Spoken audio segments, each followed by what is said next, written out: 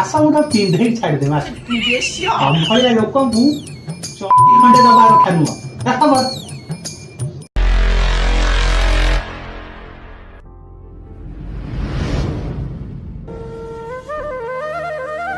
hello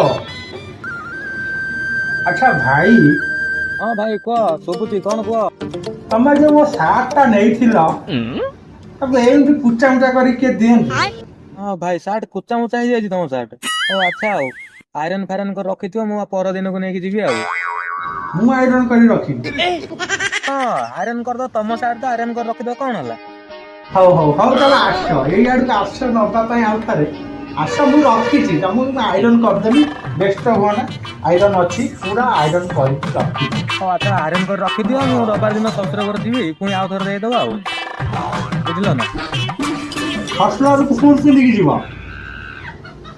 ହଁ ରବିବାର ଦିନ ତ ହଁ ତମେ ଆସ ଆସ ମୁଁ ପୁରା ଆଇରନ୍ ଫାଇରନ୍ କରି ତାକୁ ପୁରା ସେଣ୍ଟ ଫେଣ୍ଟ ମାରିକି ରଖିବି ତ ତମେ ଖାଲି ଆସ ଆସ ମୁଁ ତ ପିନ୍ଧେଇ ଛାଡ଼ିଦେବି ଆସ ଭଳିଆ ଲୋକଙ୍କୁ ଚଟି ଖଣ୍ଡେ ଦବା କଥା ନୁହଁ ଦେଖ